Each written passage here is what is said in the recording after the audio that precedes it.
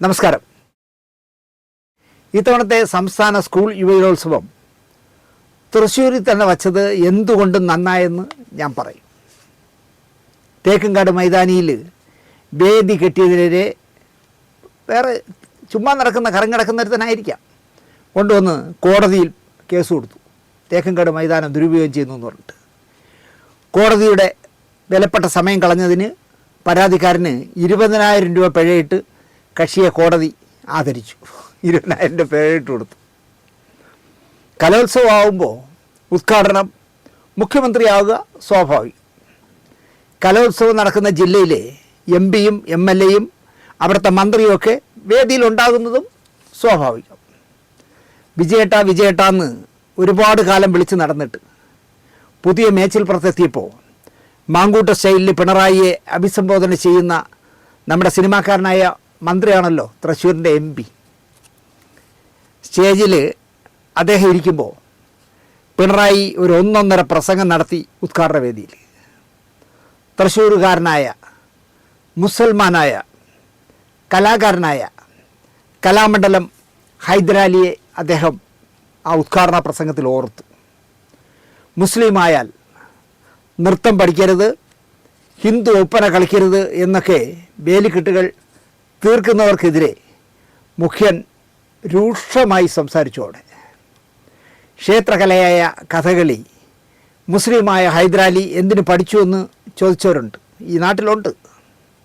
ക്ഷേത്രത്തിൽ കഥകളി അവതരിപ്പിക്കാൻ ആ ടീം വരുമ്പോൾ കഥകളി ക്ഷേത്രത്തിനുള്ളിലും ക്ഷേത്രം മതിലിടിച്ചു മാറ്റിയിട്ട് അവിടെ വേദി കെട്ടി കലാമണ്ഡലം ഹൈദരാലി കൃഷ്ണനെയൊക്കെ സ്തുതിച്ച് പാടുമായിരുന്നു. ഹിന്ദു ദൈവനാമധാരികളെയൊക്കെ സ്തുതിച്ച് കഥകളി പദം പാടുമായിരുന്നു മതിലിനിപ്പുറത്ത്. അതുകൊണ്ട് എന്താണ് ദൈവത്തിന് കിട്ടാവുന്നത്? ആലോചിക്കുക. ദൈവം ഇങ്ങനെയൊന്നും പറഞ്ഞിട്ടില്ലേ. ഇപ്പോൾ 10 ഓർഡറിന് വേണ്ടി ചെയ്യുന്ന കളികളാണിത്. മതിലിടിച്ച് ഒരു സ്റ്റേജ് ഇങ്ങനെ കെട്ടുമ്പോൾ അതിൻ്റെ ഒരു എക്സ്റ്റൻഷൻ പോലെ മതിലിടിച്ച് ഇപ്പുറത്ത് കെട്ടിയിട്ട് അവിടെ നിന്ന് ഹൈദരാലി കൊട്ടിപ്പാടുമായിരുന്നു ദൈവങ്ങളെ സ്തുതിച്ചുകൊണ്ട്. യേശുദാസ് പാടുന്ന പാട്ടിട്ടിട്ടാണല്ലോ ഗുരുവായൂരപ്പനെ ഉണർത്തുന്നതും ഉറക്കുന്നതും. യേശുദാസിനെ കണ്ണനെ ഒന്ന് കാണാൻ സമ്മതിക്കില്ല എന്ന് പറഞ്ഞ കണക്കായിരുന്നു ഹൈദരാലിയോടും കാണിച്ചത്. ഒരു നേരമെങ്കിലും കാണാതെ വയ്യൻ്റെ ഗുരുവായൂരപ്പ നിൻ ദിവ്യരൂപമെന്നും ഗുരുവായൂർ അമ്പലനടയിൽ ഒരു ദിവസം ഞാൻ പോകും, ഗോപുരവാതിൽ തുറക്കും, ഞാൻ ഗോപകുമാരനെ കാണും എന്ന് വയലാർ എഴുതി കൊടുത്തത് മനസ്സറിഞ്ഞ് പാടിയവനാണല്ലോ യേശുദാസ്. അമ്പലങ്ങൾ കട്ടുപിടിക്കുന്നവരോട് ക്ഷമിക്കുന്ന ഭക്തർക്ക് യേശുദാസിന് ശ്രീകൃഷ്ണനെ തൊഴാൻ കയറ്റണ്ട എന്ന മനോഭാവം എന്തായാലും കാണില്ല എന്നാണ് എൻ്റെ വിശ്വാസം. ചില സംഘടനകളാണ് അങ്ങനെ വാശി പിടിക്കുന്നത്.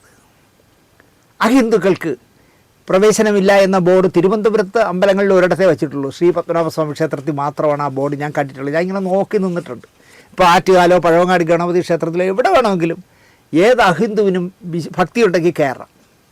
അപ്പോൾ അഹിന്ദുക്കൾക്ക് പ്രവേശനമില്ല എന്ന ബോർഡ് വായിച്ചിട്ട് എന്നോട് ക്ഷമിക്കണേ എന്ന് പ്രാർത്ഥിച്ചിട്ട് ശ്രീ പത്മനാഭനെ കയറി മധുരവോളം തൊഴുതിട്ടുണ്ട്, അകത്ത് കയറി തൊഴുതിട്ടുണ്ട് എന്ന്, അടുത്ത് നിന്ന് തൊഴുതിട്ടുണ്ട് എന്ന് എന്നോട് നമ്മുടെ മരിച്ചുപോയ നടൻ ജോസ് പ്രകാശ് ഷൂട്ടിങ്ങിനിടയിൽ എന്തോ പറഞ്ഞു വന്നപ്പോൾ എന്നോട് പറഞ്ഞു. ഞാൻ ശ്രീ പത്മനാഭനെ അകത്ത് കയറി ആ ബോർഡിൽ നോക്കി അഹിന്ദുക്കൾ അകത്ത് കയറരുതെന്നുള്ള ബോർഡിൽ നോക്കിയിട്ട് എന്നോട് ക്ഷമിക്കണം, എനിക്ക് താങ്കളെ ഒന്ന് നന്നായിട്ട് തൊഴണം, താങ്കളെ ഒന്ന് കാണണം എന്ന് പ്രാർത്ഥിച്ചുകൊണ്ട് അകത്ത് കയറി തൊഴുതു. ആരും അറിഞ്ഞില്ല ജോസ് പ്രകാശ് ക്രിസ്ത്യാനിയാണെന്നോ അല്ലെങ്കിൽ ജോസ് പ്രകാശ് ആണെന്നോ അറിഞ്ഞില്ല.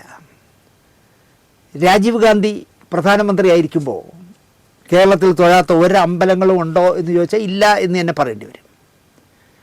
അദ്ദേഹത്തെ ആരും തടഞ്ഞതായി എനിക്കറിയില്ല. ഇതൊക്കെ ഒരു വിശ്വാസമല്ലേ? യേശുദാസിനെ കയറ്റാത്തതും കലാമണ്ഡലം ഹൈദരാലിയെ മതിലിടിച്ച് പുറത്തു നിർത്തി പാടിച്ചതുമൊക്കെ മാറ്റേണ്ട കാലമായി എന്നാണ് എൻ്റെ വിശ്വാസം. അത് ഹിന്ദുക്കളിൽ മാത്രമല്ല, എല്ലാ മതത്തിലും.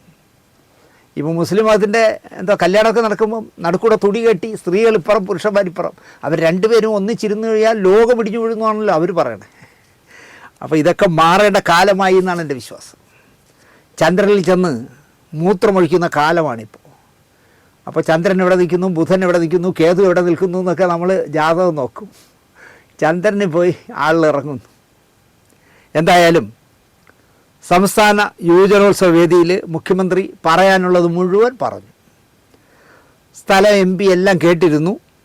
അദ്ദേഹത്തിന് പ്രസംഗിക്കാൻ മൈക്ക് കിട്ടിയപ്പോൾ ഈ വേദി ഞാൻ വിവാദമാക്കാനില്ല എന്ന് പറഞ്ഞ് നിർത്തിയത് നന്നായി എന്ന് ഞാൻ പറയും. അല്ല, അടുത്ത ജന്മം ഞാൻ പൂടലിട്ടവനായി ജയിക്കും, എനിക്ക് അയ്യപ്പനെ കെട്ടിപ്പിടിച്ച് ഉമ്മ വയ്ക്കണം, തന്ത്രിയാവണമെന്നൊക്കെ പറഞ്ഞ് പ്രസംഗിക്കാത്തത് നന്നായി എന്ന് ഞാൻ പറയും.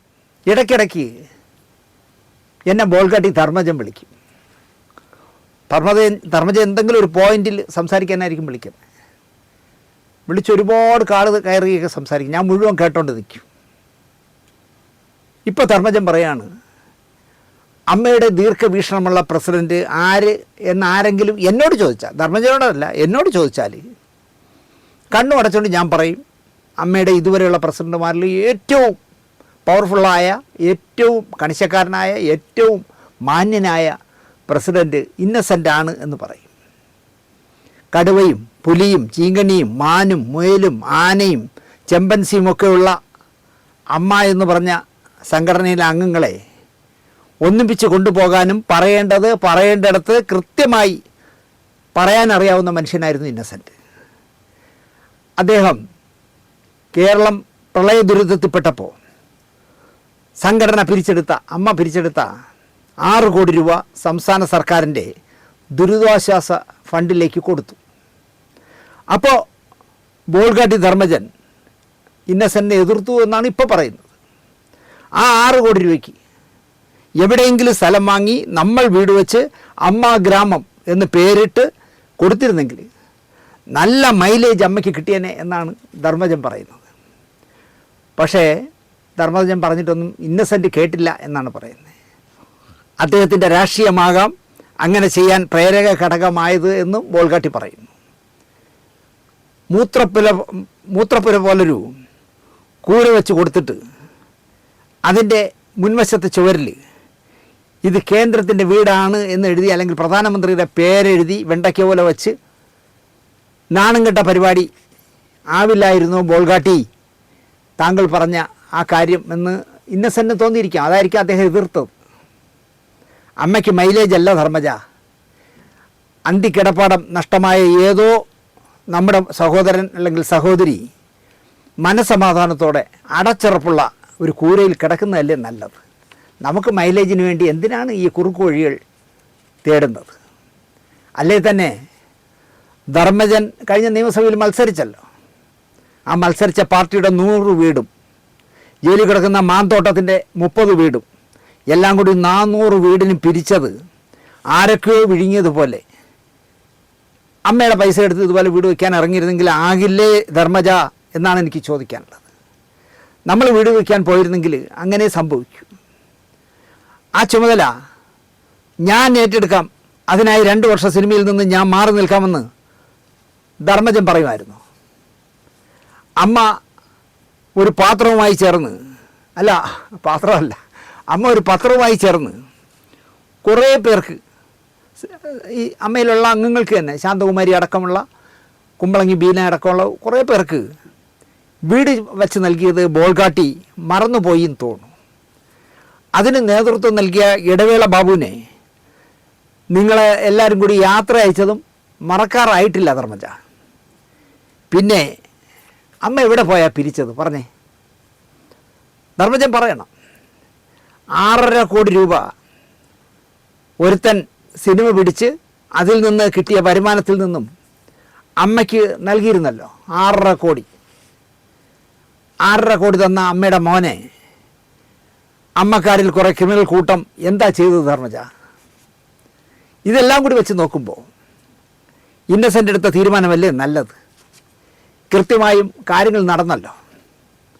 നമ്മളില്ലാത്ത സമയമുണ്ടാക്കി പിരിക്കാനും വീടുകൾ വയ്ക്കാൻ പറ്റിയ സ്ഥലം അന്വേഷിച്ച് നടക്കാനും പിന്നെ വീട് വയ്ക്കാനുള്ള അനുവാദം വാങ്ങിക്കാനും വീട് വയ്ക്കാനും അത് അർഹതപ്പെട്ടവരെ തേടി കണ്ടുപിടിച്ച് കൊടുക്കാനും നിൽക്കാതെ സംസ്ഥാനം ഭരിക്കുന്ന മുഖ്യമന്ത്രിയുടെ ദുരിതാശ്വാസ ഫണ്ടിലേക്ക് കൊടുത്തത് തന്നെ ഭംഗി എന്ന് ഞാൻ പറയും.